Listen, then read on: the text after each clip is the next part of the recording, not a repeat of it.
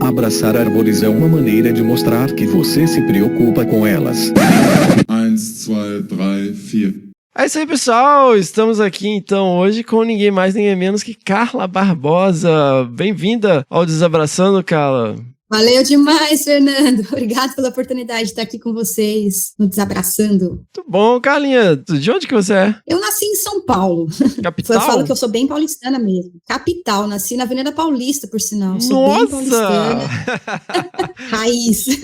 Mas, claro, já morei em vários lugares, né? Atualmente estou morando em Minas Gerais, no sul de Minas Gerais, em Itajubá. Olha aí. Mas você teve uma infância urbana, assim, né? Avenida Paulista, né? Imagino que seja, né? Eu tive sorte, Fernando, que eu morava na ZL, né? Na Zona Leste, lá de São Paulo, e a gente morava numa casa com quintal, né? Coisa que não é muito comum quem mora em São Paulo. Olha aí. Então, lá eu tinha a possibilidade de brincar com tatuzinho, formiguinha, adorava perguntar pra minha mãe o que os bichinhos comiam. Então, acho que isso que me fez ter curiosidade da biologia. Não o fato de morar na cidade, depois foram consequências que me trouxe para entender um pouco as questões urbanas e a biodiversidade. Tatuzinho, você diz aquele crustáceozinho. Isso, tatuzinho de jardim, sabe? Aquele que virou uma bolinha. Adorava brincar com ele. Brinquei muito com aquilo também. Eu fiz um terrário quando era criança.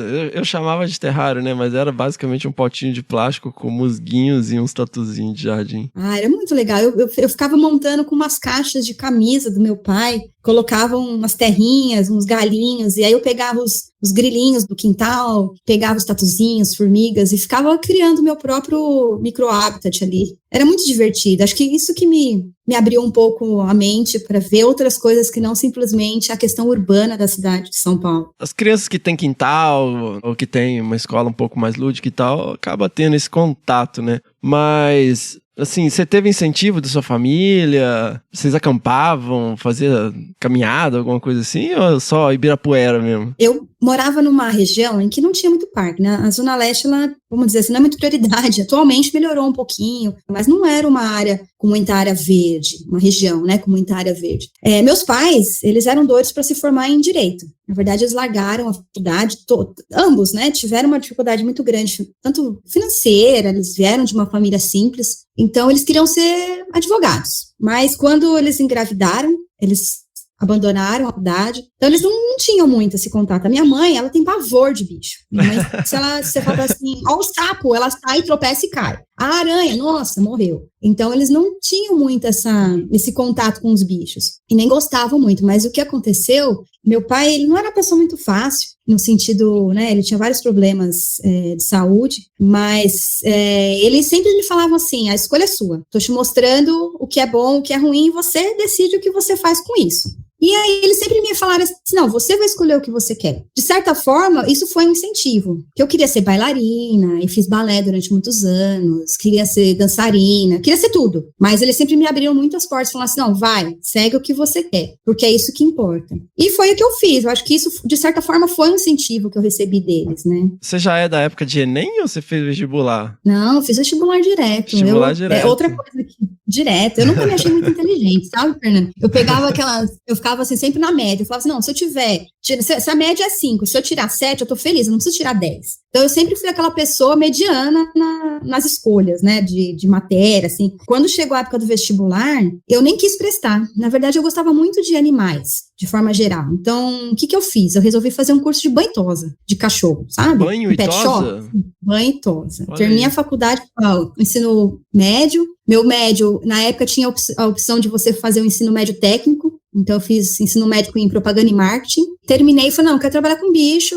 E aí, uma veterinária amiga da família falou, não, vem pra cá trabalhar comigo. Fiz um curso de banho e tosa e fui. Como é que é um curso de banho e tosa? Tipo, como que é a aula, assim? Você vai lá e põe a mão na massa. Ele te ensina como dar um banho, o melhor shampoo, a melhor forma de dar um banho, qual a temperatura da água, como você deve limpar o ouvido de um cachorro, como você deve segurar. Tudo, assim, prático, 100% prático. Que te ensina como lidar com o cachorro, que é meio estressado.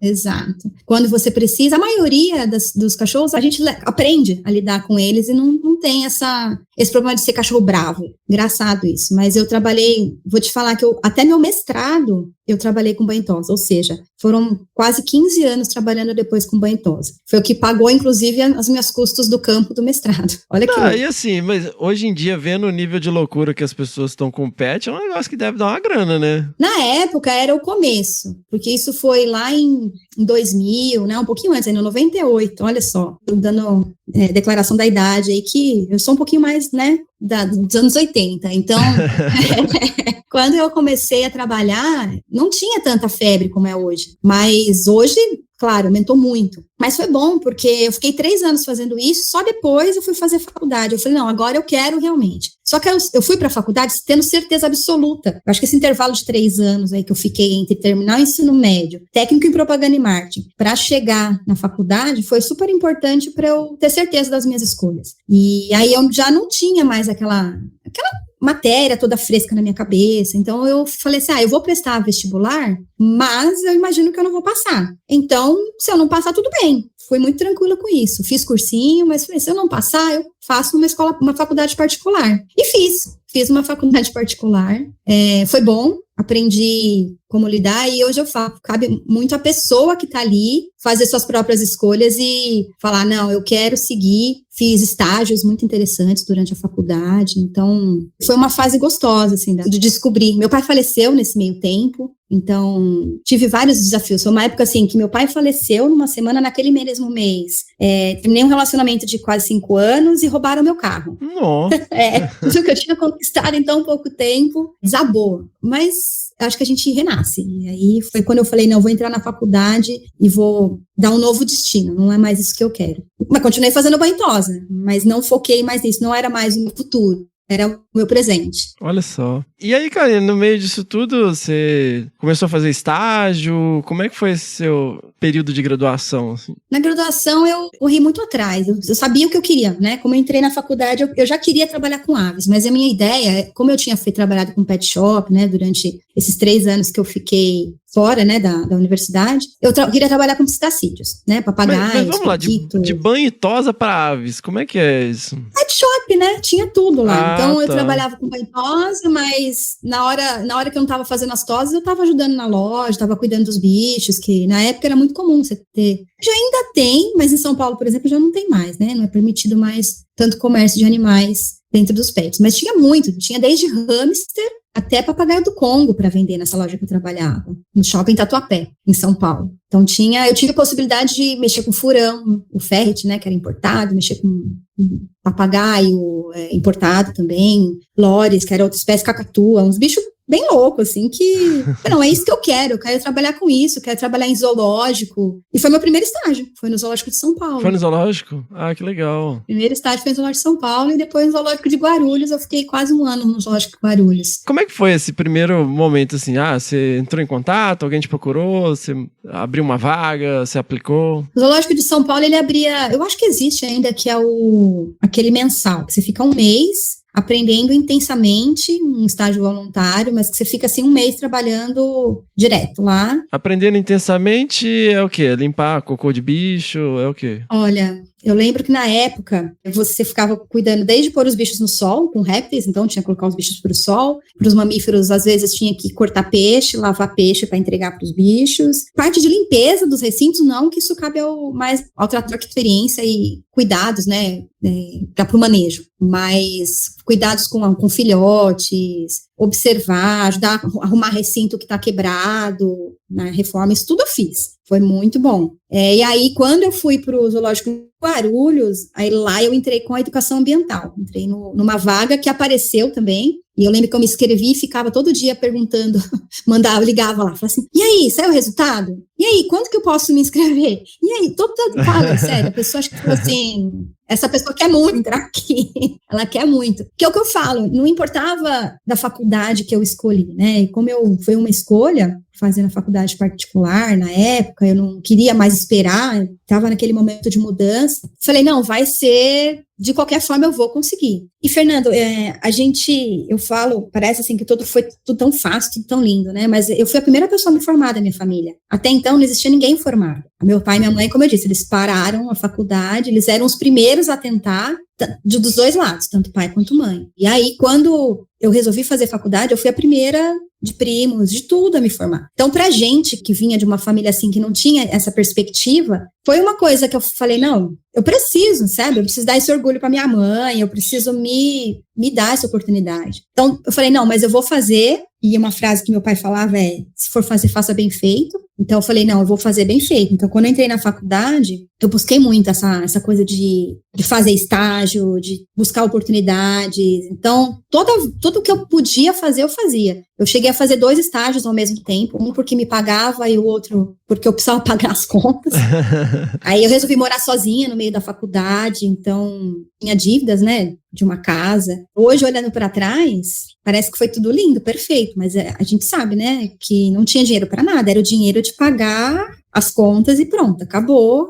E que acho que a maior parte dos estudantes passam por isso hoje, né? Sim. Então, eu acho interessante essa questão que você está levantando, porque a gente vê muitas vezes, inclusive, assim, pessoas que são muito referências, né, nas suas respectivas áreas, não só na área ambiental, mas, sei lá, você pega essas referências de tecnologia, de coisa, e a tendência das pessoas é sempre colocar como se tudo que a pessoa fez direcionasse para o que ela é hoje. De uma certa forma, você pode interpretar dessa maneira, mas, cara, tudo é feito de pequenas escolhas, de pequenas decisões que você toma no dia a dia. Então, acho que é uma coisa que eu acho legal a gente tenta trazer aqui no podcast, né? Essa questão de, ninguém nasceu fodão escrevendo livro e publicando artigo, sabe? Você aprende a fazer essas coisas, não nasceu sabendo. As pessoas, às vezes, na televisão, dando entrevista, autores de livros, autores de artigos, coordenadoras de projeto, e fica uma coisa assim, como se aquilo ali tivesse caído do céu, mas na verdade são pequenas decisões que vão direcionando, e é muito fácil cair nessa armadilha de falar, isso é o que eu sempre quis, isso é o caminho que eu sabia que eu ia seguir, mas não era, cara, você sabe, não eram, né, os boletos chegam, né, a família tem demandas, alguém rouba o seu carro, sabe? Alguém rouba suas oportunidades também, né? À medida que você vai vivendo, você vai vendo, peraí, já aconteceu várias vezes, assim, até de matéria de TV, assim, que o pessoal se interessou pelo meu trabalho e alguém vinha falar, não, fulano que tem que aparecer, né? Aí você fica, peraí, o que tá acontecendo, né? Tipo... Mas, enfim, é muito interessante isso, essa questão. Eu também fiz, né, faculdade particular no interior de Minas, assim, numa cidade que na época, sei lá, era uns 30 mil habitantes. E as oportunidades eram extremamente limitadas, né? E a gente vai galgando, né? Essas escolhas aí, algumas coisas para pagar boleto, outras coisas porque é o que a gente quer fazer, né? Mas muito legal essa percepção que você tem tão claro, assim, trazendo pra gente. Atualmente, a gente pode falar um pouquinho mais pra frente, mas eu tô como coordenadora da equipe de comunicação lá do LEC, né, do Laboratório de Ecologia Espacial da Unesp, e eu trago essa experiência, ou seja, pré-biologia, né, que foi lá com técnico em propaganda e marketing lá atrás, eu trago muita coisa hoje, ou seja, eu não fiz uma escolha errada lá atrás, foi uma escolha da época que eu achava que era interessante, e ok, porque uma vez eu escutei de um pesquisador, trabalha inclusive com onça também, ele falou assim pra mim, não, mas você vai escolher esse bicho, pra trabalhar,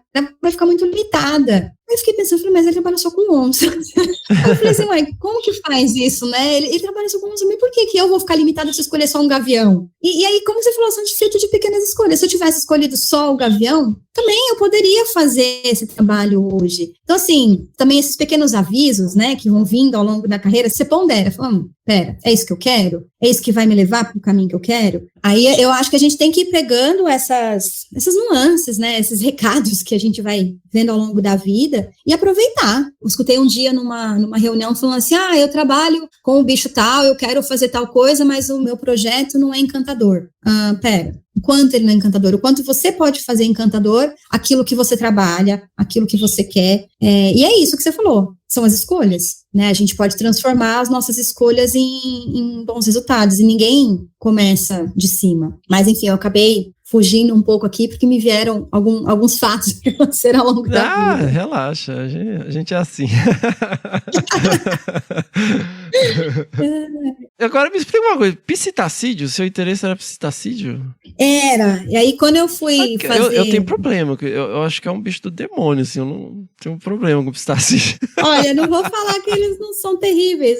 Eu lembro de uma fase, porque depois que eu fiz meus estágios, né, no zoológico e tal, eu passei mais uma época, depois que eu terminei a faculdade, naquele limbo profissional, que eu falei, socorro, e agora? O que eu faço? É normal, acho que todo mundo passa, e isso faz parte e me faz o que eu sou hoje, né? Me fez ser o que eu sou hoje. Mas eu falei assim, bom, agora então, como eu já quero trabalhar com pistacídeos, vou tentar trabalhar no zoológico como PAP, né? Que é um programa de aprimoramento profissional que existia, eu acho que ainda existe no Zoológico de São Paulo. Tentei, não consegui, mas nisso eu conheci pesquisadores e eu falei, vou trabalhar então com a arara azul, não vou mais trabalhar em zoológico, vou trabalhar na natureza. Passei por um criador profissional também, fiquei trabalhando num criador, mas eu não estava dando certo, eu acho que minha vida era trabalhar com bicho de natureza mesmo, bicho de vida livre. Qual que é a rotina de um criador, assim, com um bicho que fica tentando bicar você o tempo todo? Então.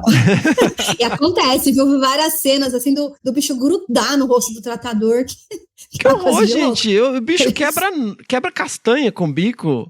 Então, eles são às vezes do demônio, sim. Não, eu tenho dificuldade com pistacídeo, assim, todas as minhas experiências são estranhas. Eles não são tão bonzinhos, né, quanto a gente vê. A gente acha que é legal ter pet, pistacídeo em casa, mas eu particularmente também não gosto, não. Eles são terríveis. Não é, gente, assim, eles são maravilhosos, são lindos, são na natureza. Você colocar um bicho desse no viveiro, eu respeito até quem gosta e tal, mas assim, não vem falar que, ele é dócil, ele é mansinho, ele conversa comigo. Não é, velho. Bicho, você vai dar o dedo, o bicho quer arrancar seu dedo. É verdade.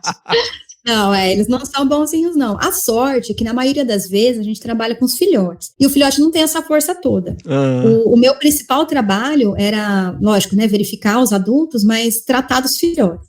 E, eu vou te falar, é um trabalho que eu dou parabéns para quem curte essa coisa de ficar de hora em hora, de 3 em 3 horas, tendo que dar lá a comida, e os bichos cospem, e você vira uma meleca, e os bichos espirram comida para todo quanto é lado, e aí, poxa, morre bicho. E o cheiro, Carlinha, você fica com aquele cheiro o dia inteiro, você vai dormir, você tá com aquele cheiro de azedo, cara. É o que eu falo, foram fases, e eu gostei, eu fiquei muito triste quando eu saí do criador, mas era um criador comercial, né, que o interesse dele era principalmente vender os filhotes, ele tinha todas as autorizações, era um criador firmeza, assim, mas eu falo, né, mais uma vez, são escolhas. Quando eu vi com isso, eu falei, não, pera, eu quero agora trabalhar com bicho de vida livre, deu, bicho de cativeiro deu. E eu venho de uma família, meu pai adorava passarinho em gaiola, né, tive essas experiências de papagaio que vive 40 anos, 50 anos, então eu tive isso na minha família, mas eu falei, não quero mais, eu tô em outra vibe agora. E nessas tentativas eu conheci o Projeto Arara Azul, falei, quero ir pra lá. Fiquei no pé da Neiva Guedes até ela me levar pra lá. Olha aí.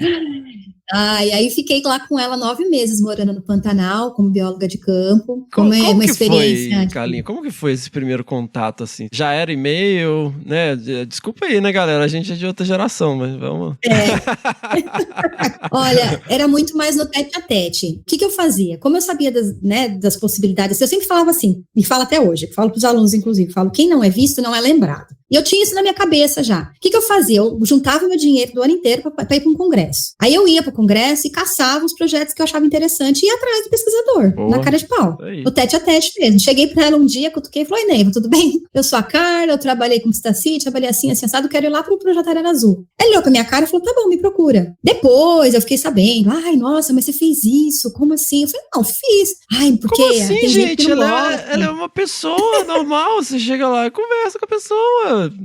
Era o jeito que a gente tinha, e depois você mandava um e-mail, mas essa coisa de você mostrar o rosto, de você mostrar interesse, pra mim era o que importava. Com certeza. E eu fazia isso, eu chegava, fiz um curso na Amazônia com jacaré fazendo isso. Falei pro cara, eu quero ir pra lá, fazer esse curso em Mamirauá. E era tudo aquilo, eu largava meus empregos aqui que eu tinha, largava tudo e ia. Eu falava assim, então, vamos ver a consequência. Eu tô te interrompendo demais, mas desculpa, mas olha só, vale um adendo, eu acho, sabe? Porque assim, tem formas e formas de você abordar as pessoas, né? Então, já que a gente, tem um cunho educativo aqui, acho que vale a pena. Até de experiência. Porque, cara, trabalhando com gato, é sempre assim, meu sonho é trabalhar com felinos, né? meu sonho é trabalhar com onça. Cara, não é assim que você chega na pessoa.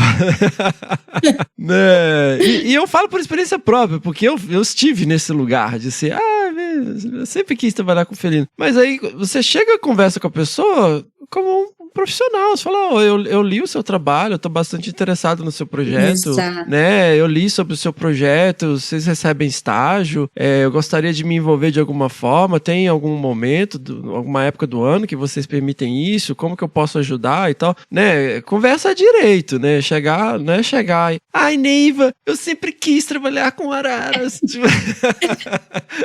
Exatamente, não dá pra ser assim. Mas, Fernando, sabe, já que a gente também tá no cunho educativo, eu vou falar uma coisa. O e-mail ou a mensagem do WhatsApp também não deixa de ser uma forma de contato. Então, quando for fazer um e-mail, quando for mandar um WhatsApp, oi, boa tarde, tudo bem, meu nome é fulana, sabe? Se explica, não simplesmente chega ou até mais atenciosamente, sei lá, começa e termina o e-mail, descreve o que você pensa, o que você quer. Porque eu já recebi tantos e-mails do tipo, com uma frase, nem um oi, nem um tchau. E aí você fala assim, eu também, eu sempre assim, e aí, vocês estão fazendo campo? Quem é você, cara? O que tá acontecendo? Campo, sabe? Literalmente, Carlinha. O e-mail tava escrito assim, e aí, vocês estão fazendo campo? Sabe? Um negócio assim. Não é que a gente, mas é outra geração, não sei o quê. Não, isso tem problema mental, não é possível.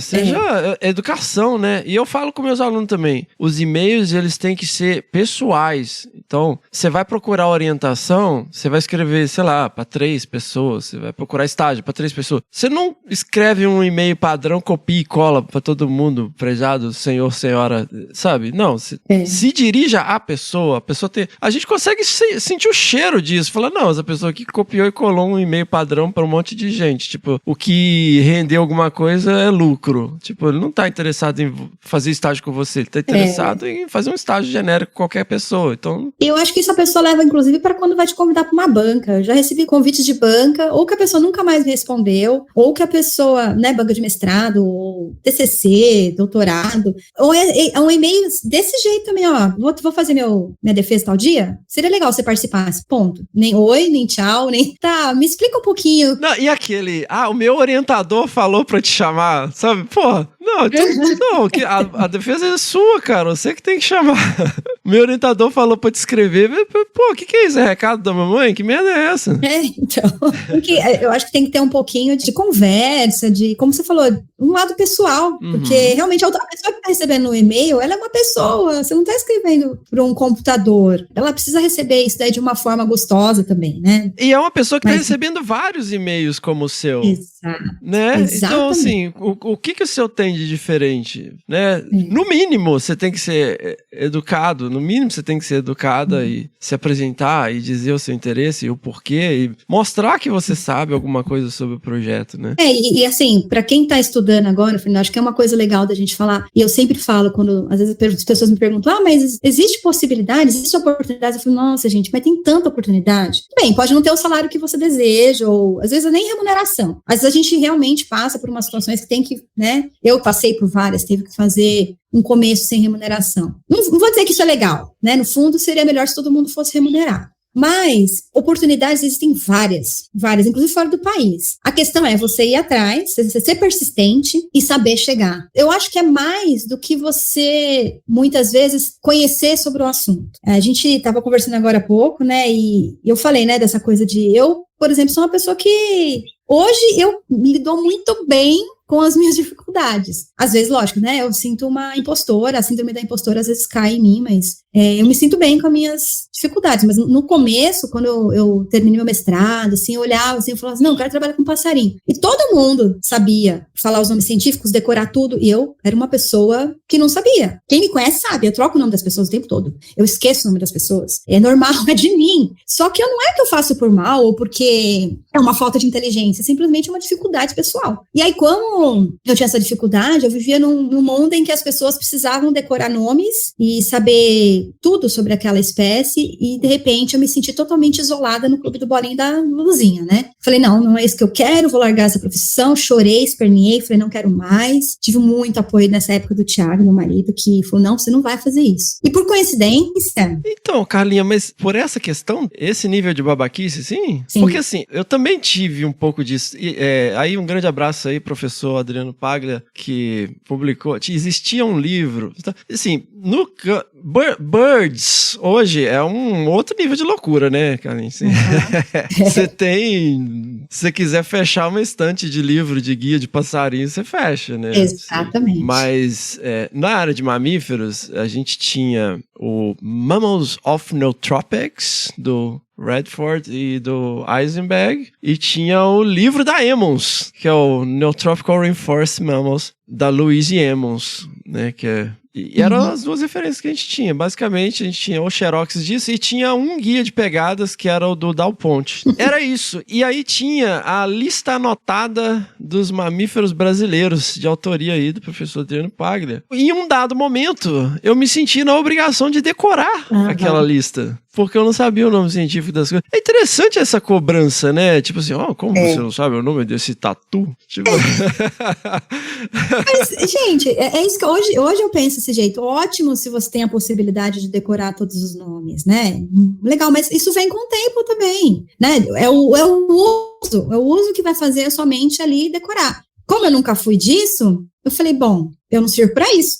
Era o que eu pensava na época. Falei, eu não sirvo para isso. E aves, assim, como você falou, hoje se enche uma prateleira fácil. Eu aqui tenho uma biblioteca com livros aos montes, né? Cada região tem o seu livro quase. Ou pelo menos um guia pequeno. Mas, e aí, como é que você faz para decorar quase 2.000 espécies? Porque afinal de contas é o que temos no Brasil, né? Não dá. E ainda você vê as relações, vê a ocorrência, onde ocorre quem. Era muito complicado. E como eu tive assim, a sorte, na época, o Thiago conseguiu uma bolsa de bolsa sanduíche, né? Que é aquela que você faz metade do doutorado na Universidade Brasileira e em parceria você faz metade fora do país. Ele foi para os Estados Unidos. Ele falou, vamos? Eu falei, vamos. Não tem nada a perder mesmo, só tem a ganhar, vamos. E lá eu consegui alguns estágios voluntários dentro de instituições muito grandes, muito reconhecidas, como o Smithsonian. Trabalhei dentro do museu e trabalhei também no Patuxent, que é como se fosse o nosso CEMAV aqui do Brasil, que cuida dos registros das aves brasileiras, o órgão público, né?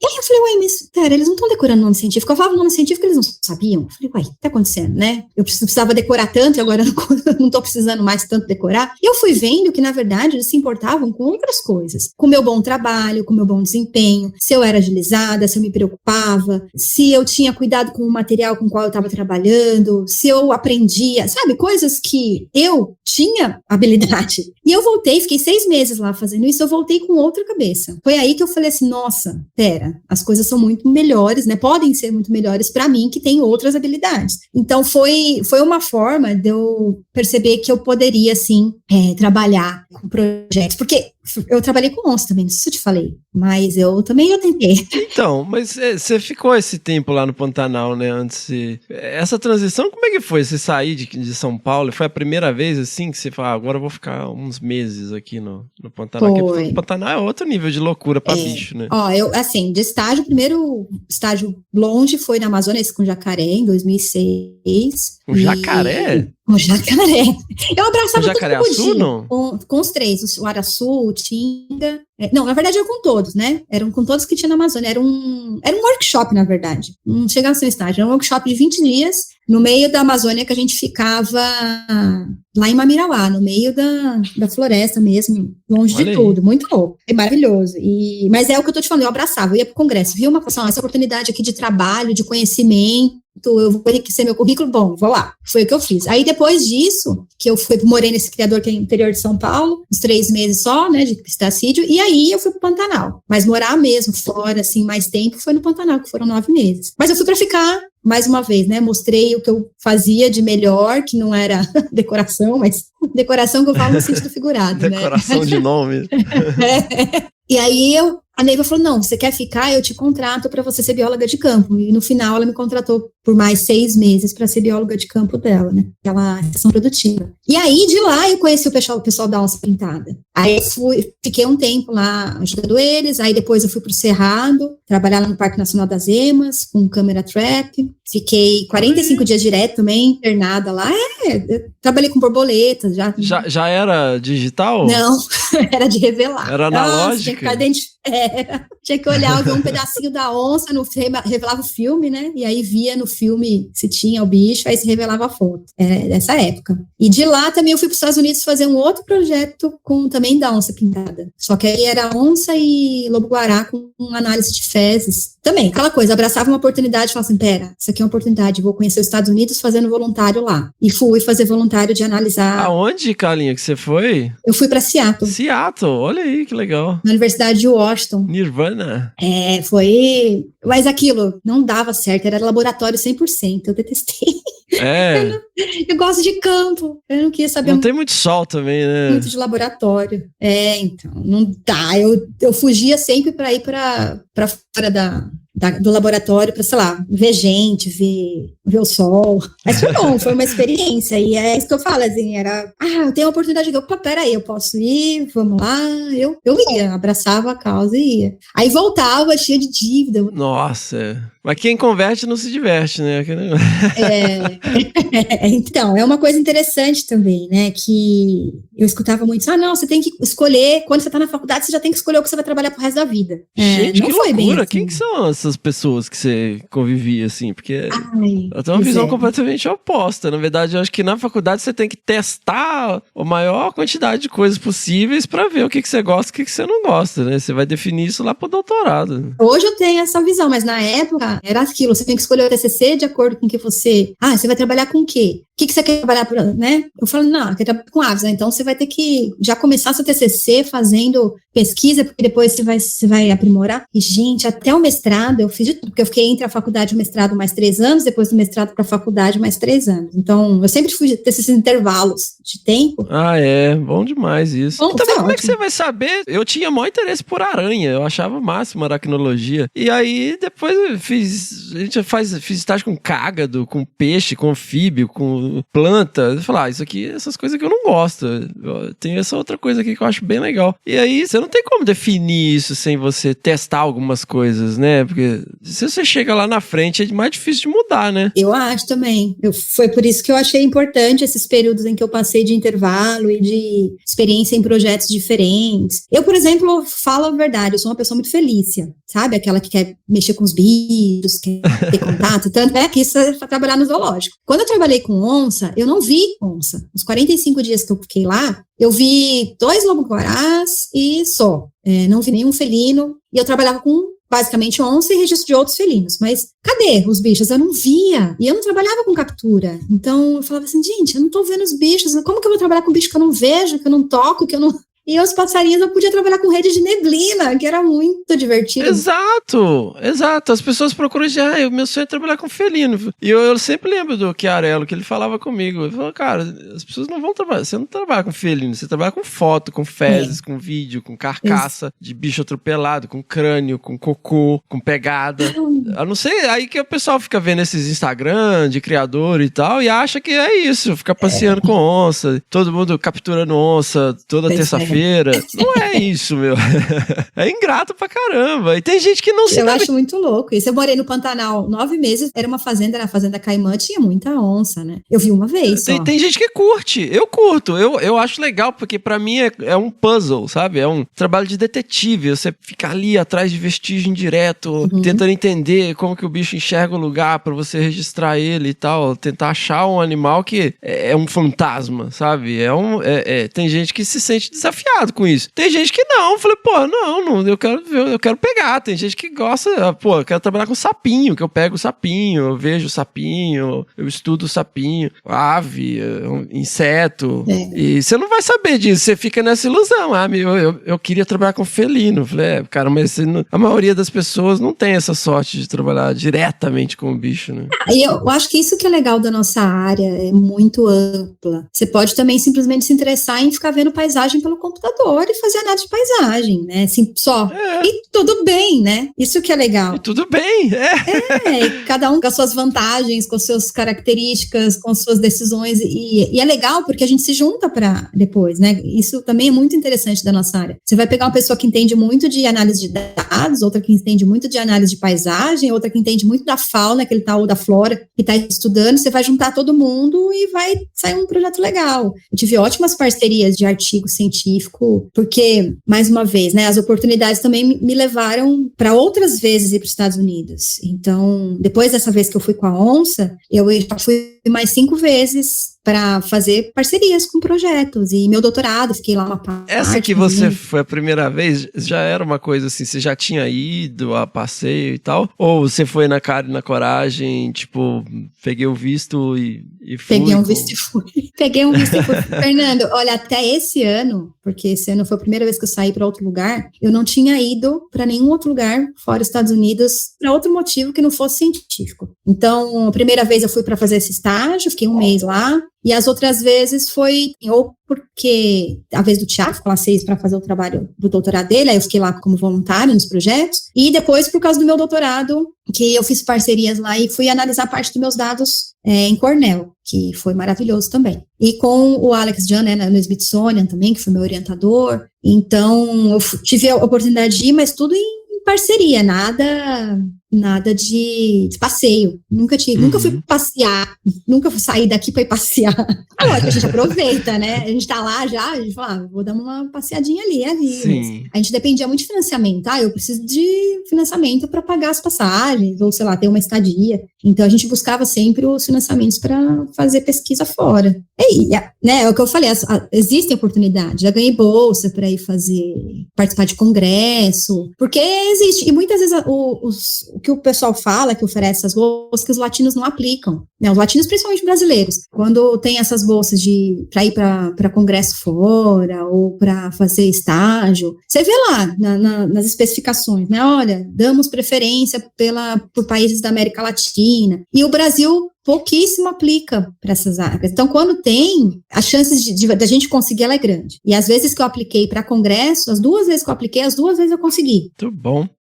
Então, Kaline, você desencanou, né, com gatinhos, e aí o que você fez depois dessa parte?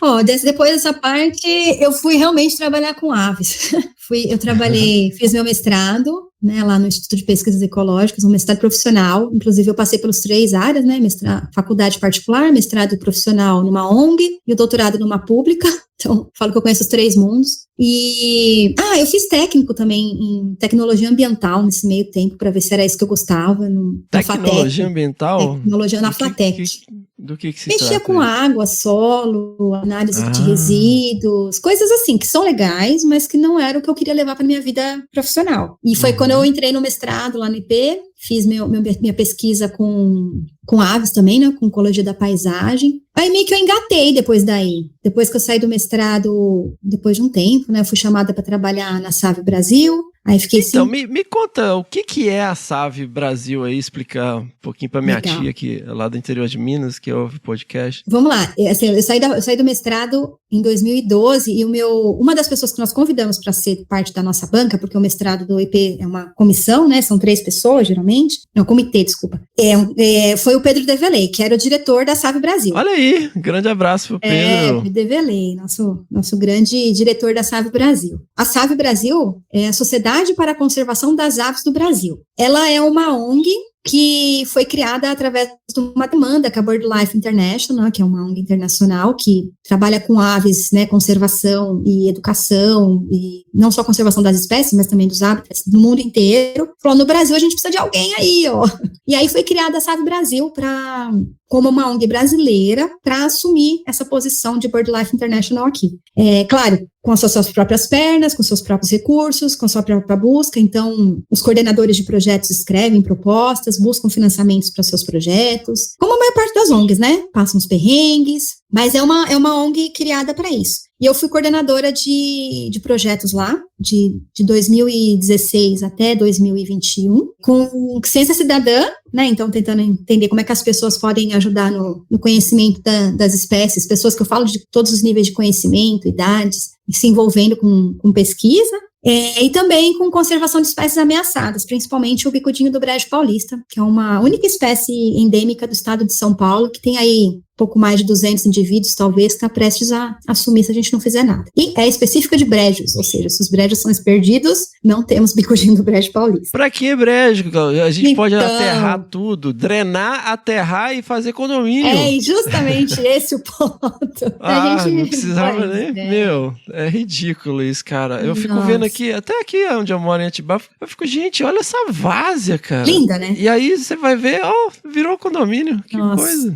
É assim, a cabeça das pessoas que veem o brejo, realmente elas não veem o serviço que o brejo presta, né? Então olha e fala assim, é uma área alagada que não serve para nada. Então eu posso pôr gado ali dentro, quando ela tá seca, o cavalo pode entrar, ou senão eu aterro e faço alguma coisa que vai me ser útil. Que, na verdade, a gente está falando de um passarinho, né? Que é um símbolo para conservação. Mas se você for ver, tem não só aves lá. Ele também filtra, né? É um importante filtro para a água, é um grande provedor de água, de controle de enchentes, dependendo de onde ele estiver. Ele é importante para várias coisas no ecossistema. Então, não é só olhar para o brejo e falar assim, é um monte de mato com fundo de água. Não, tem muita importância. E aí, quando você constrói um condomínio, eu fico vendo, faz umas casas em cima, depois dá umidade, né? Então, ainda dá problema depois.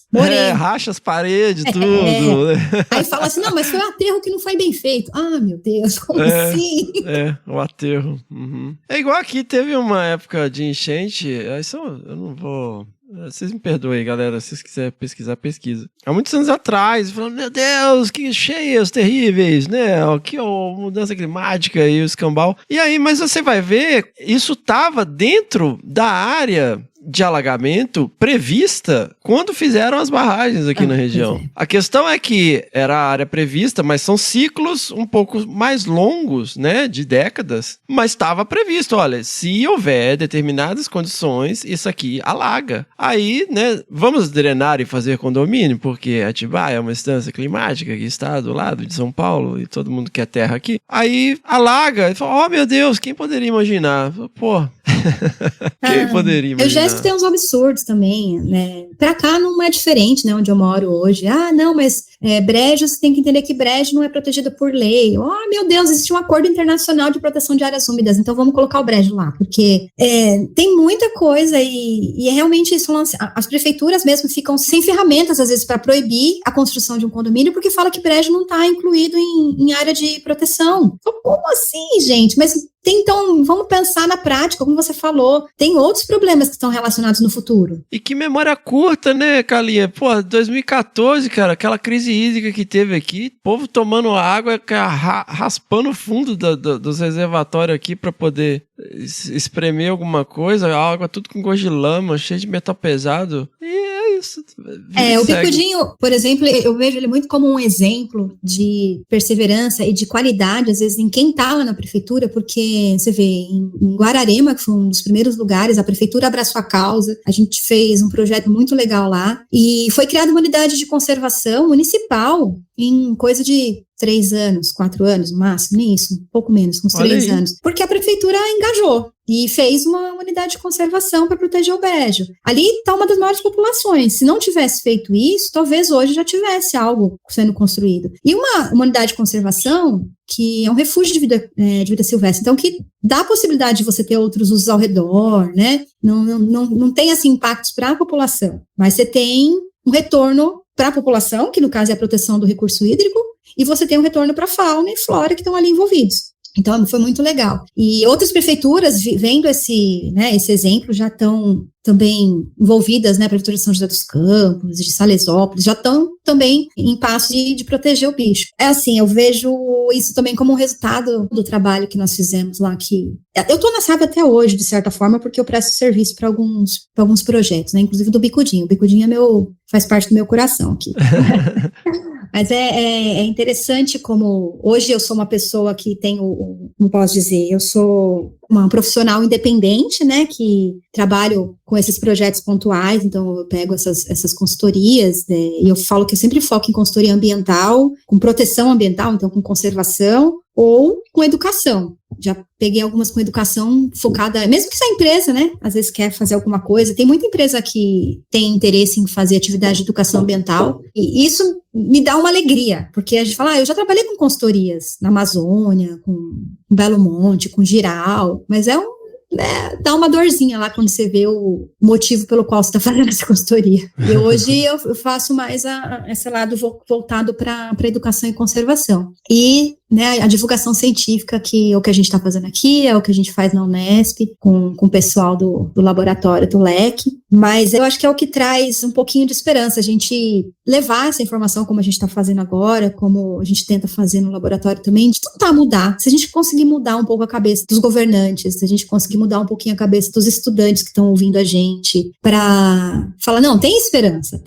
a gente pode fazer essa mudança, seja numa prefeitura, uma unidade de conservação, ou seja, às vezes, programar uma coleta de lixo seletiva, né, de recicláveis. Então, eu acredito eu sou bem esperançosa quanto a isso. Eu vejo que a divulgação científica, o podcast, esses trabalhos de divulgação com Instagram, hoje em dia estão crescendo muito e ajudam a gente a levar essa informação, né? Porque tem hora que dá desespero, não tem? Tem. Tem sim. Então, cara, é interessante, porque assim, você consegue equalizar várias questões, assim, né? Essa parte de divulgação e tal, essa parte, né, de influenciar políticas públicas, atuando em conservação, né, especialmente, né, através de parcerias com o terceiro setor, mas você também tem uma produção acadêmica interessante, publicando em periódicos, né, internacionais, né, você vê, assim, você consegue transitar entre mundos, assim, né, que eu acho que é uma coisa muito bacana, acho que para quem pensa em conservação, né? Você consegue falar a linguagem através de trabalhos, especialmente esses trabalhos de ciências cidadãs, conversar com pessoas que não necessariamente são da área ambiental. Ao mesmo tempo, você tem que adaptar uma linguagem extremamente técnica e super enxuta, né? Que hoje, cada dia mais, os artigos eles são menores, né? Não tem muito espaço para você ficar escrevendo muita coisa. O que você fez aqui, o método, o modelo, a análise, E, ao mesmo tempo, essas negociações com o poder público para, de maneira efetiva, buscar soluções aí para espécies ameaçadas. Então, eu acho bastante interessante. Além de, né, de ser esposa, de ser mãe, eu queria que você falasse um pouco desse aspecto, assim, também. Então, eu tava pensando que a primeira vez que eu escutei exatamente o que você falou, você consegue transitar entre os diversos mundos. Foi exatamente isso que você falou. Foi a Erika Zayer, do Instituto Butantan, um abração para ela. Ela me ensinou muita coisa, assim, na época, foi lá para 2017, mais ou menos, 16, que ela me falou isso, eu senti o poder que tem isso, sabe? Essa frase que você acabou de usar. O poder que a gente tem e precisa ter hoje em dia na ciência. Porque quando você consegue conversar com os diversos mundos, você também consegue traduzir aquilo que você publicou. Porque não adianta a gente fazer só artigo, e o artigo não chegar nas pessoas que precisa chegar. Então, seja no poder público, seja na pessoa que está lá cuidando da hortinha dela, no observador de aves que está fornecendo dados de ciência cidadã para você fazer um artigo, essas coisas precisam chegar. E aí, quando eu escutei isso, eu falei, nossa, que interessante isso. Eu acho que se... eu realmente gosto, tá? Não tô falando isso da boca. Eu realmente gosto de publicar artigo. Eu adoro pesquisar, adoro a ciência, adoro fazer pesquisa, adoro. Meu mestrado foi minha melhor fase, meu doutorado foi melhor ainda. Eu gosto muito. Claro, né? A gente sabe que tem os desafios que são imensos, mas eu falo assim, questão de realização pessoal. Então, publicar artigo é muito gostoso. Mas eu vejo também o outro lado de traduzir, de levar numa reunião de conselho, de conversar com os observadores, de levar uma atividade de observação de aves num parque público. Isso tudo faz com que a gente consiga conversar, né, com os diversos mundos e engajar todo mundo. Porque a conservação, eu sempre falo, é feita de pessoas. Se a gente não tem pessoas envolvidas, não tem como você ficar falando só em discurso político e chegar lá na hora da prática. Quem realmente faz na prática é a pessoa que está morando ali na área. Né? Hoje eu moro na área rural, eu vejo os desafios. Eu vejo que muita coisa do que eu exigia, digamos assim, que eu pensava que eu poderia exigir de uma pessoa que mora na área rural, eu falo, gente, mas só morando lá você vai ver, né? Você sabe também. Não é tão simples assim. Uma dificuldade de estrada de terra, uma dificuldade, às vezes, de você ter internet, enfim. Coisas simples, que às vezes a mensagem não chega. Quer dizer, não é que é simples, mas que é simples pra gente que vive na cidade. E aí, durante o doutorado, eu falei, então, um desafio maior é eu traduzir isso pro pessoal da cidade. Eu fiz, tanto que meu doutorado foi, eu envolvi ciência cidadã, pesquisa com aves migratórias, só que eu queria fazer em parques urbanos. Quando eu falo urbano, é a cidade de São Paulo mesmo, aquele povo passando, eu capturando os passarinhos, colocando GPS, colocando anilhas, tendo que explicar para as pessoas o que estava acontecendo. Como você disse, eu tenho uma vantagem, que é o Thiago, que é também da área, né, meu marido, então ele sempre me apoiou, sempre se envolveu muito com tudo, isso foi ótimo, ajuda bastante, mas não diminuiu os desafios que eu tive de fazer um doutorado no meio da cidade, no meio dos parques urbanos, e trabalhar ao mesmo tempo, né, fazia os projetos da SAV no mesmo período em que eu trabalhava com meus projetos do doutorado, e eu me virei em 1000, assim, para terminar de fazer tudo durante o período, então fechei o doutorado nos 4 anos, terminei no meio da pandemia, publiquei. Olha aí, parabéns. Eu terminei em 2020, no meio da pandemia, literalmente. Foi um dos primeiros online, né? Foi uma das primeiras defesas online. E consegui publicar todos os meus capítulos. O último publiquei agora. Caramba! Publiquei os 4. Terminei com 2 publicados, um encaminhado e o outro publiquei agora, que foi o do GPS, que precisava de dados ainda, então eu continuei fazendo o campo por mais um ano depois que eu terminei, né, o doutorado. Mas assim, como você falou, agora eu tenho um neném. O neném muda um pouco a gente porque o nosso tempo muda, a relação com o tempo muda completamente. Eu acho que eu ouvi a Miriam falando isso, inclusive, que a gente muda tanto que a gente fica mais eficiente, né? Antes a gente demorava 1 hora para fazer uma coisa, a gente tem que terminar em 10 minutos, porque senão ele vai acordar, senão ele vai precisar almoçar e eu preciso dar almoço para ele, senão ele vai precisar tomar um banho. Então eu tenho que ser muito eficiente, eu tenho que pegar os 10 minutos, a 1 hora que eu tenho, que ele está dormindo, e fazer muito mais coisas do que eu fazia. E é incrível como a gente se transforma, né? Cara, eu falo com os meus alunos, eu falo que eles não falam mais, né? Porque assim, eles falam uma vez só.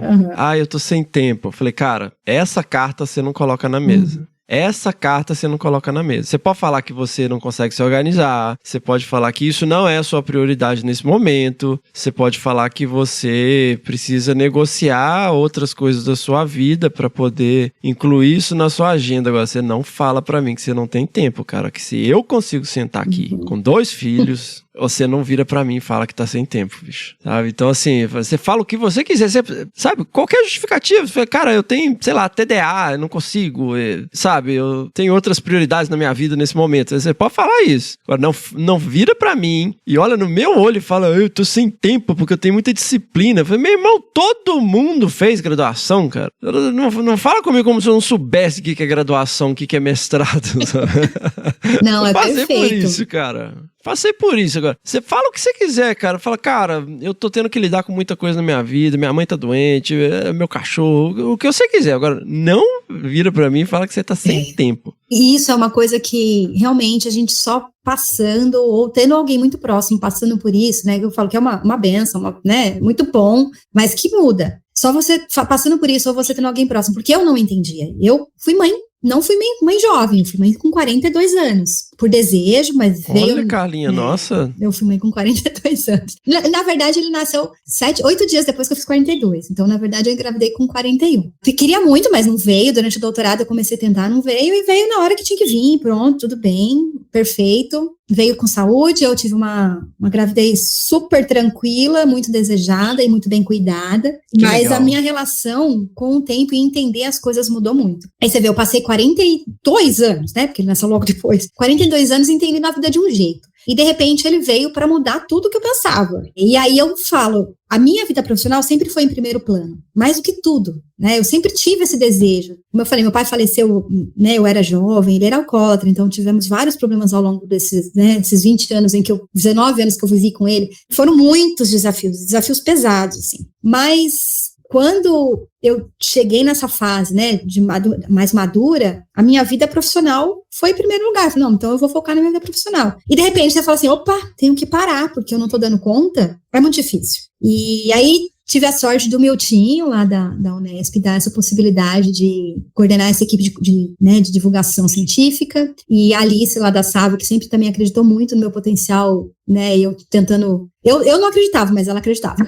Me ajudou também a seguir os projetos, alguns projetos com a Sávia, a Tieta também, Pivato, que sempre também me deu muito apoio. Eu não tenho, hoje eu moro sozinha aqui na roça, né, que eu falo, eu e meu marido, eu não tenho ajudante, somos eu e ele. Então nós temos que nos dividir, não tenho família próximo, nem da minha parte, nem dele. Então não tenho rede de apoio, mas eu tenho um apoio que são meus amigos, né, essas pessoas que eu acabei de mencionar, que falaram assim, não, peraí que a gente vai dar um jeito e você não vai deixar. E a vantagem de eu ter tido filhos mais velha é que eu entendi também que eu posso trabalhar e as pessoas já conheciam o meu trabalho. Então, de certa forma, eu já tinha um pouquinho consolidado as coisas. E então, hoje, eu consigo trabalhar nos horários que ele dorme, né, de madrugada, ou nos horários que eu revezo com o Thiago. A gente fez literalmente uma agenda em que cada um tem o seu período de cuidar do Lucas. E naquele período, a gente tem que dedicar a ele e no outro a gente dedica ao trabalho. Então, tá sendo assim. Ele tá com 1 ano e 4 meses. Logo eu sei que é uma fase que passa, né, ele vai pra escolinha mais pra frente, mas agora é uma opção minha ficar com ele em casa, nossa, né, não só minha. Então eu tenho que me virar nos 30 e pouco, mas enfim, eu tenho que me virar pra dar conta de tudo. E é incrível como a gente dá conta, né? É tão incrível como que a gente consegue. Quando eu olho no meu de final do dia, que eu pensava que eu ia fazer trocentas coisas do trabalho, eu fiz 3, 4, mas tem outros dias que eu fiz 10, 20, eu falo, nossa, como eu fui produtiva hoje, eu consegui em 1h30 fazer coisas que eu não estava conseguindo. É incrível como tudo muda. E eu acho que acende o Miltinho, né? Um grande abraço aí pro nosso querido Miltinho, né? Laboratório de Ecologia, Espacial e Conservação da Unesp de Rio Claro. Ele usa muito esse termo, red flag, né? As bandeirinhas vermelhas. Eu acho que a gente acaba aprendendo a colocar as coisas em perspectivas, né? E o que realmente importa, né? Porque às vezes tem muita coisa também que é um monte de ruído na cabeça da gente que não tem importância, na verdade. Tipo assim, essa loucura. Outro dia eu tava pensando, eu falei, cara, que diferença faz? Assim, lógico que no contexto global, de economia mundial, beririu, faz alguma diferença. Mas assim, cara, olha o tempo que você tá gastando prestando atenção na eleição americana, sabe? Tipo assim, cara, tem outra coisa pra focar, não, sabe? Tipo... E as redes sociais fazem isso, né? Elas vão te jogando um monte de coisa que cara, tem... Os caras estão recebendo uma fortuna, né? Pra poder gerar um negócio que chama atenção, né, pra você, que é aquilo que vai te despertar um negócio, que vai fazer você continuar ali. Então, o filho te puxa pro chão, né? Tipo assim, não, peraí, cara, nada disso realmente importa nesse momento, né? Tudo bem, você não precisa ser uma pessoa alienada e tal, mas, cara, foca no que é importante. Você tem uma vida que depende de você, sabe? Literalmente. Literalmente. É bem isso mesmo que você falou. A gente acaba focando nas coisas que importam e muda. Teve um Avistar, né, que é um encontro de observadores de aves em São Paulo. Um encontro muito grande, assim, que esse ano teve mais de 6 mil pessoas visitando. E nós fizemos pela primeira vez, Fernando, uma coisa que eu achei bem interessante, que os eventos, né, talvez abracem daqui para frente, que é o encontro de discussão sobre maternidade. O Guto que organiza, né, o Guto Carvalho que organiza o Avistar, me fez esse convite. Você não quer organizar uma banca, uma mesa de discussão sobre maternidade na ornitologia? Eu falei, uau, será? Né? Eu acabei de ser mãe, será que eu sou a pessoa? Mas vamos lá. E eu convidei pessoas super incríveis para conversar, inclusive a Simone Tenório, né, estava lá também, a Luana Bianchini, do Rio de Janeiro, um monte de mães que deram seus depoimentos para a gente ver os desafios, porque é fácil, né, às vezes as pessoas falarem, nossa, mas você largou sua profissão, ou você deixou de publicar um artigo, e nem todo mundo está preparado para cuidar de um filho e publicar um artigo ao mesmo tempo. Eu sou meio louca, então eu com 20 dias que ele estava no meu colo, eu estava gravando um podcast para falar justamente do Avistar do ano passado, que eu nem fui, mas que eu tinha experiência com os anos anteriores e que eu não poderia ir, né, porque ele estava com 20 dias, no caso. E tudo bem, né, cara? Essa que é a grande questão. E tudo bem, cara. Exatamente. Eu escolhi fazer isso, né? Se você escolhe ficar 100% com seu filho, tá tudo bem também, né? Exato. Se você escolhe viajar porque esse é o seu projeto de vida, o seu projeto profissional, você fala, não, meus filhos vão ficar com o pai, com a tia, ele tá sendo bem cuidado, ele tá recebendo um carinho. A crítica vem tão grande quando a gente resolve ser profissional e ser mãe, que a gente não, às vezes nem sabe onde encaixar isso tudo. E a gente se cobra muito, né? Eu já me achava meio impostora antes. Aí, de repente, veio a maternidade, eu fiquei nesse primeiro 6 meses, 8 meses de vida dele, eu fiquei, meu Deus, eu sou uma impostora mesmo, né? Agora não consigo nem ser mãe, nem ser profissional. Não, eu falei isso com a aluna minha, ela falou comigo, acho que você tem um pouco de síndrome de impostor. Eu falei, não é síndrome de impostor se você sabe que você é realmente impostor.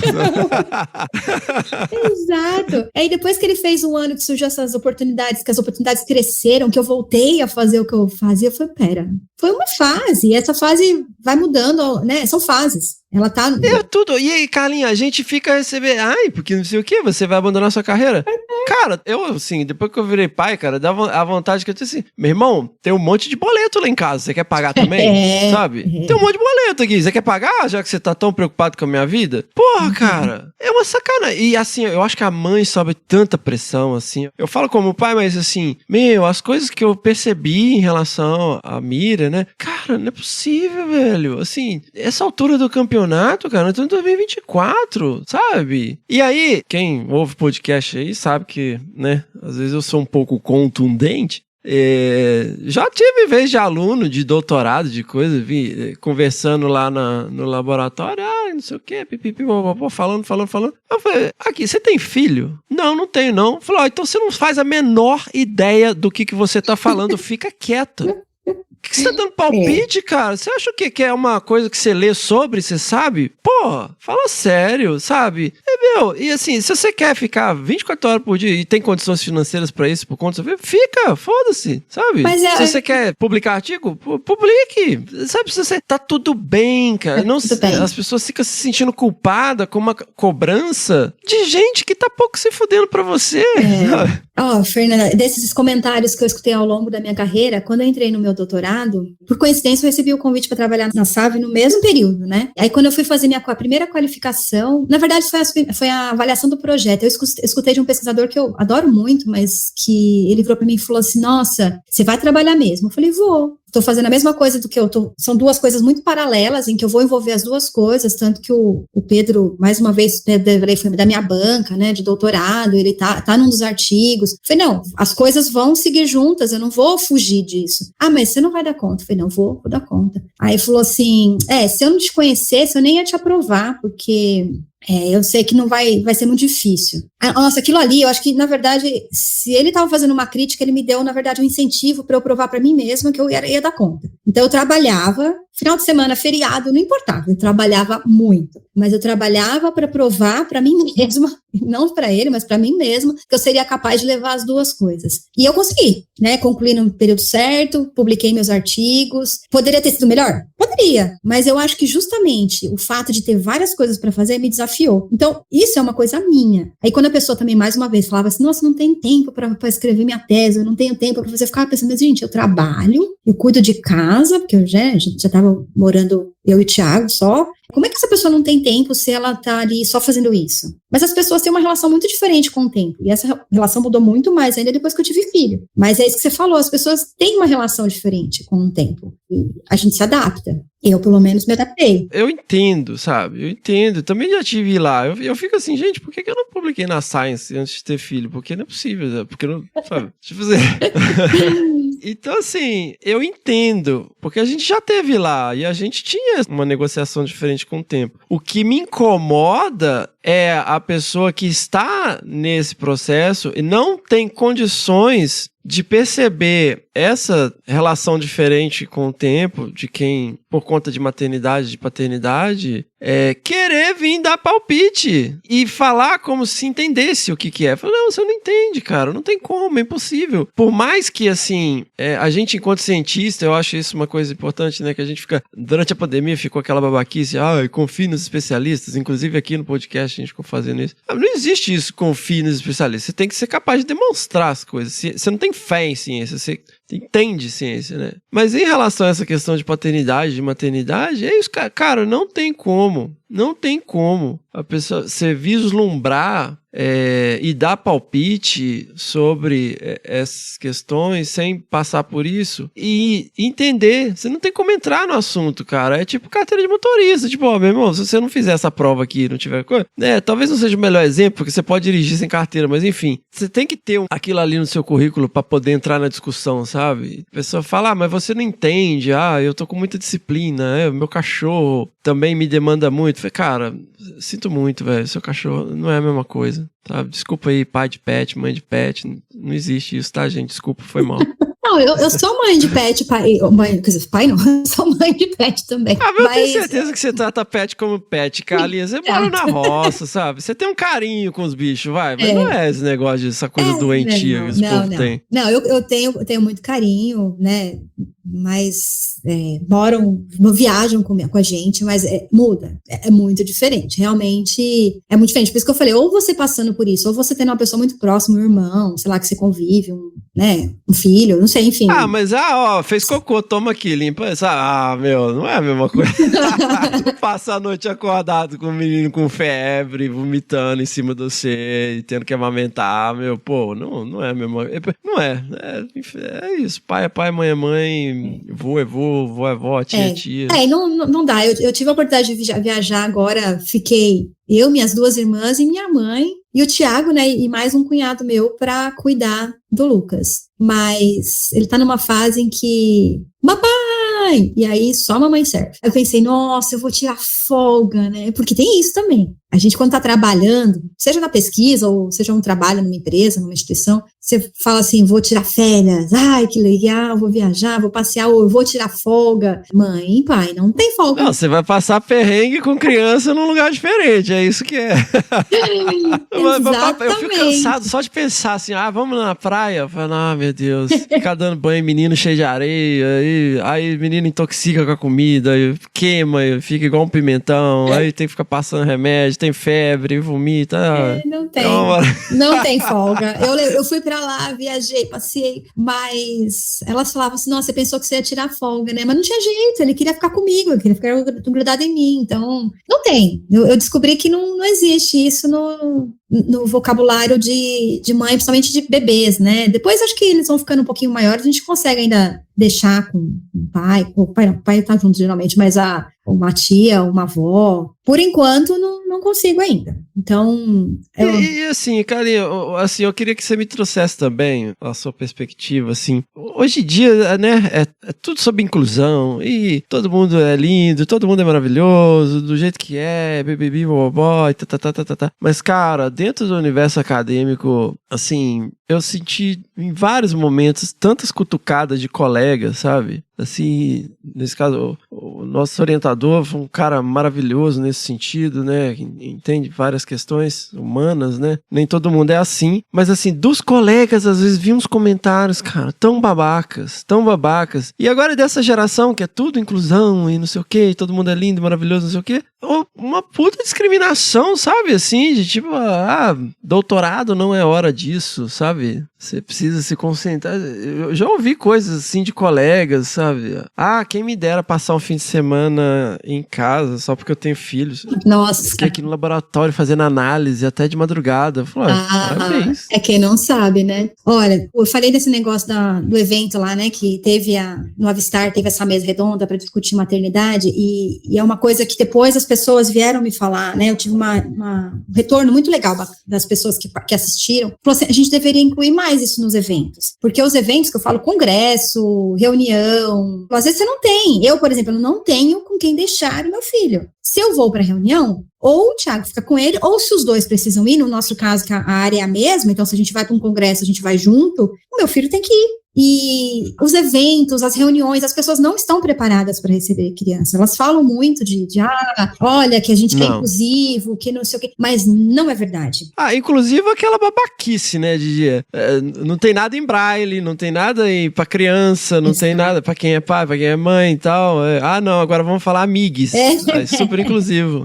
Nossa, que inclusão maravilhosa. Não tem rampa para nada, para quem, né, tem limitação de locomoção, não tem... Esses tipos de coisa alguns eventos, né, proporcionam, mas os bebês, né, principalmente porque choram, né, criança novinha, quando você chega no lugar, ele é legal, ele é fofinho, ele é bonitinho, até ele querer começar a andar ou chorar. Aí Exato, as pessoas já olham pra trás, tipo assim, ó, você tá incomodando. Você tá incomodando, nossa, nossa, será que não tá vendo que tá todo mundo aqui prestando atenção na palestra? Exato. Eu tenho muita sorte porque, como você disse, eu tenho o Miltinho, né, nós temos o Miltinho, que dá um super apoio, então eu falo, Miltinho, esse horário eu não consigo porque eu tenho que fazer determinada coisa, ele, não, no seu tempo.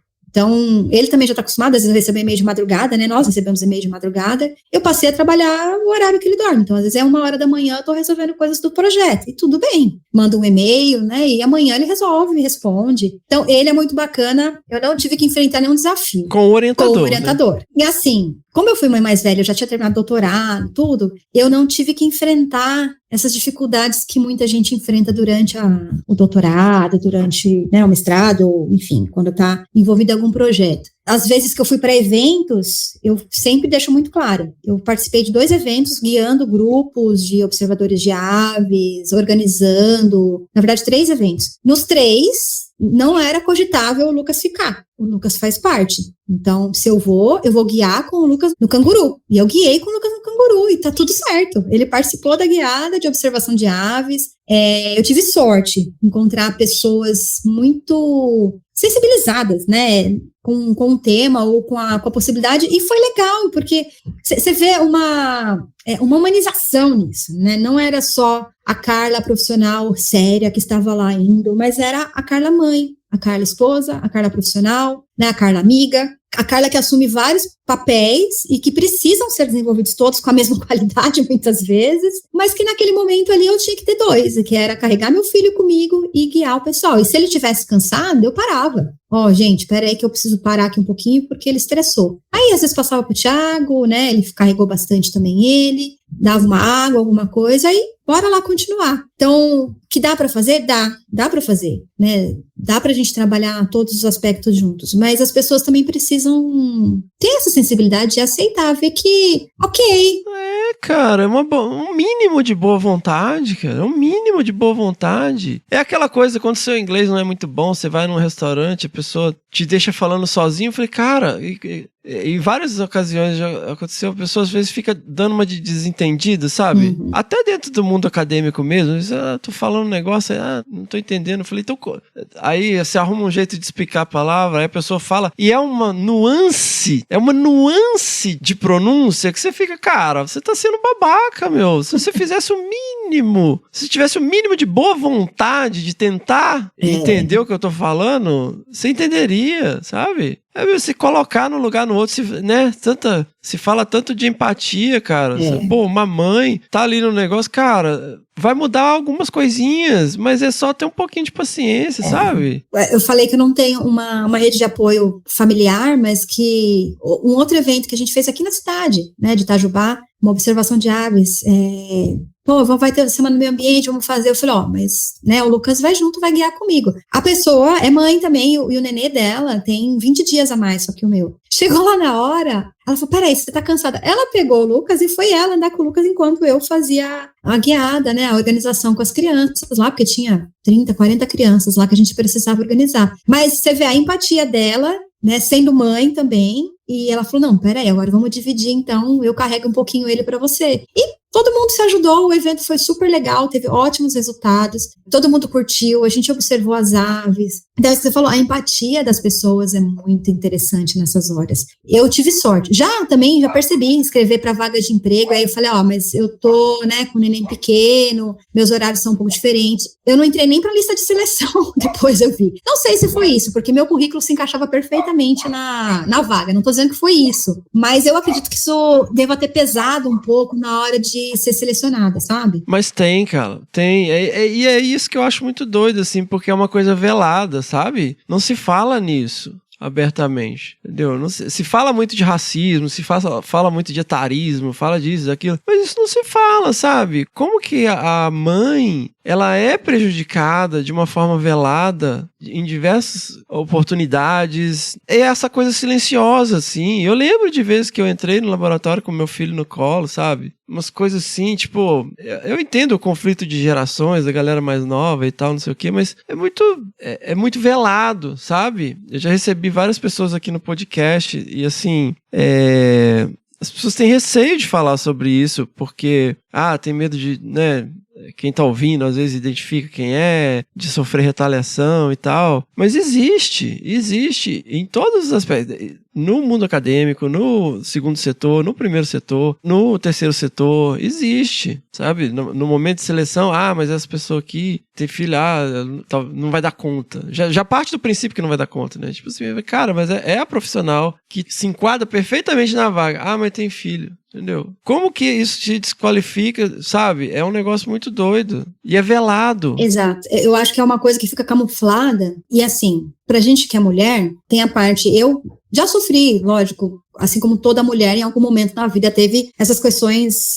porque você é mulher. Tive, várias. Mas na época, eu sempre parto do princípio assim, não vou absorver isso pra mim, vou ignorar, sem perceber, sabe? Não é uma coisa que eu penso pra fazer. Eu simplesmente abstraio e sigo em frente. Já sofri de a pessoa querer me agarrar dentro do carro porque eu era mulher e eu era promotora de vendas na época, e a pessoa achar que tudo bem, porque você é promotora, você tá aqui comigo, é porque você quer alguma coisa comigo. Já disso pra mais, né? E aí, quando a gente é mulher e é profissional, dificulta, porque você tem um fato, porque você é mãe, ou porque você é mulher, por exemplo, você, já escutei também de um pesquisador, mas mulher para trabalhar nesse campo, não, mas mulher não aguenta esse campo. Aí eu fiquei pensando, gente, mas como assim? Eu já fiz campo muito piores, assim, piores no sentido de mais difíceis, de andar horas no meio do nada, de fazer a Amazônia. O pessoal pensa que a Amazônia é tudo plano, bonitinho, mas não é, tá? Tem uns morros legais, assim, umas caminhadas de 14 quilômetros no meio do nada, que sobe e desce morro também. Então, assim, eu já tinha feito isso, disso para mais. Aí a pessoa me fala de um negócio, escuto disso para um cerrado, que ok, é super pesado, mas eu dou conta, né? Eu pensei, mas deixei, e eu fui selecionada para vaga, fiz na época o campo, mas para você ver, antes da pessoa sequer me conhecer, já colocou o rótulo, mulher não vai aguentar esse campo, mulher não consegue fazer isso. E aí, mas agora ela é mãe. Então, além de ela não poder fazer campo porque ela não aguenta, porque ela é mulher, ela também não aguenta porque ela tem um filho. Ela não vai conseguir viajar, ela não vai conseguir fazer esse determinado trabalho, ela não vai ter horário, ele vai ficar doente, ela vai ter que faltar. Sim, vai acontecer isso, mas pode acontecer qualquer outra coisa com qualquer outra pessoa. Sim. Você pode tropeçar, cair uma perna e você ser homem solteiro, e tudo bem, e você vai ter que faltar no trabalho. Você pode ficar doente e ter que ficar em casa de molho ou internado e vai faltar no trabalho. Então, com a mulher é mais possibilidade de uma mãe, é mais fácil de acontecer? Mas e daí, né? Por isso você não vai contratar sem pensar nas qualidades, no que ela pode trazer de produtivo para o seu, né, para sua empresa, para sua instituição. É isso, fica camuflado. Eu acho que é isso. Essa coisa toda, ela fica muito camuflada e não se discute muito. É impressionante isso, assim, né? Porque, assim, da boca para fora, tudo bem e tal, não sei o quê, mas existe, sabe? Não é uma coisa assim de... explícita, pra né? cair naquele clichê, tudo é racismo, tudo é etarismo, tudo é gordofobia, tudo é não sei o quê. Não, mas é uma questão e é velada. E eu falo como... eu já participei de reunião em que isso, em processo de seleção, foi trazido à tona. Então, assim, eu realmente, assim, não queria que a gente amarrasse de uma forma negativa, assim, mas é uma reflexão importante que a gente precisa fazer e trazer, sabe? E especialmente, né, dentro do próprio lado das mães, assim, eu sinto que não há as pessoas não se sentem confortáveis de falar sobre isso. E eu falo aqui da nossa experiência mesmo. Eu não acho que é uma forma negativa, não, Fernando. Eu acho que, inclusive, eu trouxe aqui várias coisas que eu fiz com o meu neném, tive apoio de várias pessoas, a empatia, o carinho, a atenção, o compartilhamento de responsabilidades ali, de várias pessoas. Então, assim, a gente está trazendo de uma forma assim, existe, mas também existem momentos bons em que as pessoas são... Então, é só a gente poder falar sobre isso e melhorar. Não que tudo é ruim. Não, ao contrário, eu tive ótimas experiências. Espero que muitas mães também tenham. Porque dá pra você fazer. Eu não gosto de ser negativa. Aí não sei se você percebeu, mas tudo eu trago assim, não, aconteceu, mas espera aí. Pode ter um lado bom. O brejo, não, mas espera aí, o brejo pode também ter um lado bom. Então, assim, eu sempre tento falar assim, não, existe, porque senão acaba esperança, a gente não vai atrás de melhora. Se você fala assim, tudo ruim, não sei o quê, acabou, não tem mais possibilidade, não existe mais esperança, e essas pessoas não vivem de esperança de alguma coisa. Se a gente não acreditasse em conservação, em mudança de comportamento, a gente não estaria fazendo o que nós fazemos. Por isso eu tenho sempre esse lado mais positivo. Eu ouvi isso sabe de quem? Do Carl Jones. Manja Carl Jones? Os falcõezinhos lá da Ilha Mauritius. Legal demais. Então, eu tive com ele lá em Jersey. Dá um stablaft aí, senhora. E aí tava a galera, não sei o que, e por um monte de empecilho. Ele falou, gente, conservação a gente não pode pensar assim, cara. Senão a gente não dá um passo. Conservação, a gente tem que acreditar que vai mudar. E ele a prova viva disso, porque o pessoal era aquele discurso do Last Chance to See, lembra disso? Uhum. Era a última oportunidade de ver que o bicho vai ser extinto aqui e tal. E ele ia lá, escalava, trocava o ovo do bicho, né? Iniciou o programa de criação em cativeiro do bicho e tal. Então, assim, a gente tem que pensar dessa maneira. E também em relação a essa questão de filho, né, Carlinha? Então, um pouquinho na frente aí, eu te falo, tudo passa, cara. Todas as fases passam. Pô, Dia dos Pais agora, eu dei uma faca pro meu filho. Meu Deus! Eu falei, eu fiquei assim. É porque o Google Fotos tem essas coisas, né, de ficar mandando não sei quantos anos atrás. Outro dia, e isso é muito doido, que aí apareceu um vídeo dele, aí eu fiquei vendo assim, eu falei, gente, ele não falava. Essa pessoa que não para de falar agora, que fica aqui quantos anos? O tempo todo. O Ian tá com 9. Legal, já tá entendendo. Não para de falar, ele não falava, sabe? Eu ficava, nossa, eu não lembrava disso. Eu falava, gente, ele só balbuciava algumas coisas, assim, pra pedir abu, pedir água e tal. Então as coisas vão passando e é tão intenso e tão rápido, assim, mas quando você vê, né, as coisas vão se encaixando, né? Hoje a Miriam tá aí, uma profissional na linha de frente de vários projetos também, né? E a gente vai se adequando. Assim, a gente fez eu fiz uma trilha de 7 quilômetros com meu filho, é metade do caminho do Pico da Bandeira, ele subiu e desceu, então eu fiz meio que uma cerimônia lá e dei um canivete pra ele, só que o canivete era meio ruim de manusear, aí agora eu dei uma faca pra ele, né, que assim como eu dei pros meus sobrinhos quando eles eram pequenos, quando eu levei eles lá nessa mesma montanha, porque tem uma história da minha família e tal, não sei o quê. Então, assim, são coisas que você vai vendo e aquele monte de coisa louca, a gente ficou 3 anos trancado dentro de casa, foi uma loucura, né, da pandemia, e aí a gente tá aqui hoje, né, e as coisas vão se encaixando e tudo passa, e essa noia de tipo, meu Deus, que o meu chefe pensa dessa coisa com o filho, o orientador, os colegas, e tudo passa, né, a vida é muito, muito curta, muito cheia de coisa, e olha que coisa maravilhosa, a gente ter a oportunidade de estabelecer essa relação com os filhos, né, de poder você guiar uma passarinhada, levar ele, daqui uns dias ele tá do seu lado com binóculo, sabe? Nossa, que legal. Daqui uns dias, cara, literalmente, você pisca o olho, você olha, o que esse menino aqui do meu lado com binóculo? Nossa, falando o nome de passarinho, sabe? Caramba, quando que isso aconteceu? Então, são coisas que têm real valor. Eu tento aproveitar o máximo que eu posso com ele, assim, os momentos que eu tenho de integração, e é engraçado que ele tá com 1 ano e 4 meses, mas ele já identifica as mudas de planta que a gente plantou aqui, ele sabe o que é mexerica, ele sabe o que é banana, ele sabe o que é amora, isso sem fruta, tá? Ele olha a árvore que a gente plantou, porque a gente mostrou pra ele, e ele fala essas palavrinhas, né, ele só fala uma palavra só, então amora, pronto, é o máximo, não é que ele ia falar um pé de amora, mas ele fala a palavrinha, e os bichos também, é muito legal. Outro dia eu tava parada com ele, de repente ele olhou assim, eu tava agachada, então eu não tava vendo o que tava acontecendo atrás de mim, mas eu escutei um beija-flor passando atrás, assim, de mim, e ele só virou e fez assim, a flor, porque ele chama o beija-flor de a flor, e virou e saiu andando, eu falei, nossa, gente, como é que ele sabe? Aí, essas coisas que a gente tem a possibilidade de levar para as crianças, né, olha que infância maravilhosa, cara, no sítio. Sítio é um perrengue até do outro, é bomba d'água que para de funcionar, é água que não vem, é cerca, é bicho que tem que cuidar, não sei o que, todo dia tem um perrengue, né, cara? Todo dia. Morar em sítio, todo dia tem um perrengue.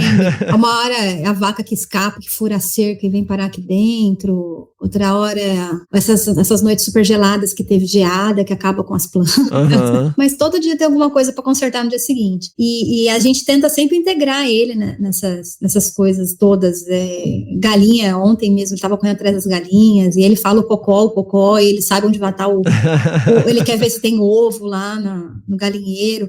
Eu acho que uma coisa que falta nas crianças hoje em dia é essa integração com a natureza, né? Para elas entenderem também tudo que a gente está falando. O tal do déficit da natureza, que é muito debatido, ele é real. Então, para elas entenderem o que a gente está falando aqui, né, porque talvez não tiveram a oportunidade de viver o que nós vivemos quando a gente era criança, porque a realidade era outra, né? Você podia brincar descalço na rua e dava tudo certo. Hoje em dia não é bem assim. Mas então levar para um parque, levar para uma área rural, ter o momentinho dela ali de entender esses processos, a natureza, o quanto ela faz parte daquilo, eu vejo que é essencial, até pra gente mudar. Em todos os aspectos, assim, e mental também. A gente passou centenas de milhares de anos evoluindo dessa maneira. Aí, num intervalo de tempo super curto, as crianças estão dentro de apartamento, não pode pôr a mão em nada, tem que lavar a mão com álcool o tempo todo. O nosso sistema imune nem desenvolve, né? Aí é tudo criança com terapia, alergia, não sei o quê. Eu acho que a gente tem que dar oportunidade, sim, e para não criar crianças doentes, eu falo doentes psicologicamente também, sim, né, no futuro. E hoje a gente vê muitos jovens com sérios problemas, porque, sei lá, não tiveram talvez uma oportunidade, ou algum momento ali foi quebrado, alguma coisa que precisava. Eu sempre penso nisso, o que eu posso fazer hoje para criar um adulto, um jovem, né, melhor amanhã. E eu tô tentando, lógico que a gente nunca acerta, né? A gente sempre acha que a gente poderia fazer melhor como pais, mas eu tô tentando fazer isso pro Lucas. Ele tem muita possibilidade, ele quer mexer na terra, ele mexe, ele quer brincar com pedra, ele senta no meio da terra e faz meleca. Às vezes come com a mão suja, de terra que veio lá de fora. Mas tá aprendendo, tá vivendo, tá experimentando. Mesmo pequenininho, com 10 meses, ele já fazia tudo isso. Então, a gente tenta aqui dar o mínimo de contato para ele, né? O mínimo, não, na verdade, o máximo que a gente pode, a gente dá. O pessoal ficou até de cara, porque ele foi nas passarinhadas, ele identificava a garça, ele ficava a garça. Olha aí. E super pequenininho, o urubu, ele fala o bu, e fica, só que ele aponta, então a gente sabe o que ele tá falando. Ele tá aprendendo o nome dos bichos, tá aprendendo, né, materiais, e a gente vai indo para propor algo melhor para ele, que ele possa levar também para as escolinhas onde ele estiver, com os amiguinhos. Eu espero, pelo menos, que ele seja um exemplo bom para isso. Com certeza, com certeza. E agora, Carlinha, nesse momento você está envolvida com o quê? Então, nesse momento eu estou finalizando um projeto aí com o Bicudinho do Brejo Paulista, que todo ano a gente tenta fazer o monitoramento dele nas áreas em que ele ocorre no interior de São Paulo. Interior não, na grande São Paulo praticamente. Fazendo levantamento e censo da espécie para propor novas áreas de conservação. E estou, claro, fazendo a divulgação científica com os alunos lá da Unesp, turminha da comunicação. Olha aí, faz o jabá aí, ó.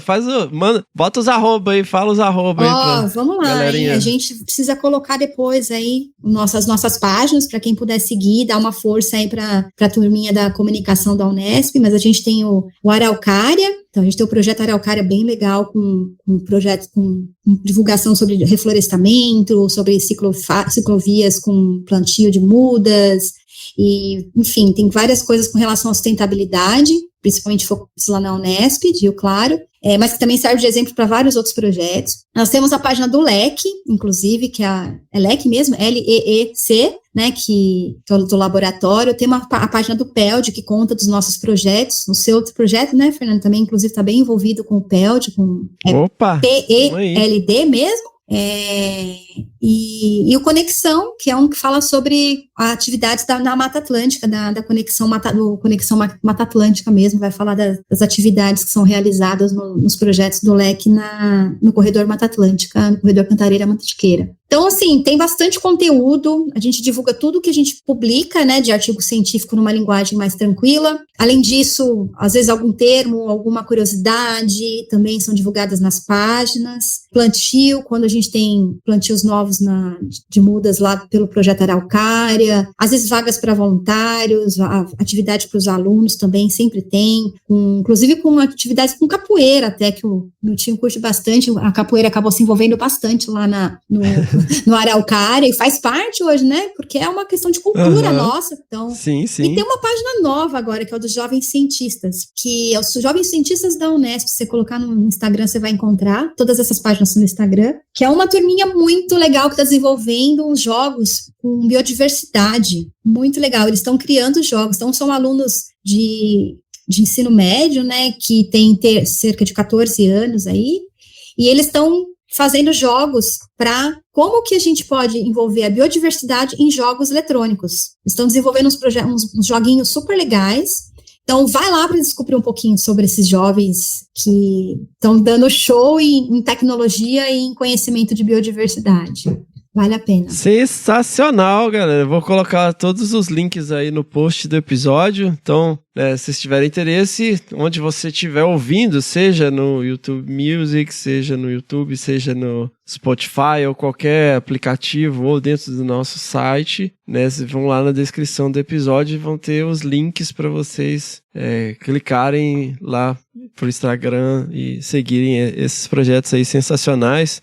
Um grande abraço aí pra galera do Laboratório de Ecologia Espacial e Conservação e o nosso querido professor doutor Milton César Ribeiro, nosso querido Miltinho, mestre Miltinho, astronauta da capoeira. Não podia faltar. Muito bom, galera. Kali, muito obrigado, viu, por dividir aqui com a gente um pouquinho, né? Um pouquinho da sua jornada super rica, né? Cheia de experiências aí no Brasil e fora, né? E compartilhar um pouco também, né, desses outros aspectos que às vezes não são tão discutidos, né, mas que são super importantes, que é como você falou, a conservação, né, a ciência, a ecologia é feita por pessoas, né, então a gente precisa levar em consideração questões pessoais também, né, e mostrar também que as coisas não caem do céu, né, que a gente, nas pequenas opções, a gente vai galgando as etapas e escrevendo a nossa jornada, o nosso caminho, né, e eu te agradeço profundamente por você disponibilizar esse tempo. Eu sei como o seu tempo é restrito e compartilhar essa jornada maravilhosa com a gente. Imagina, eu que agradeço. E assim, a gente compartilha porque a gente pensa que talvez algumas pessoinhas estão ali ouvindo e falam assim, nossa, que legal, né? Eu vou conseguir ser tal coisa que eu gostaria de ser, vou fazer minhas escolhas e vai dar tudo certo.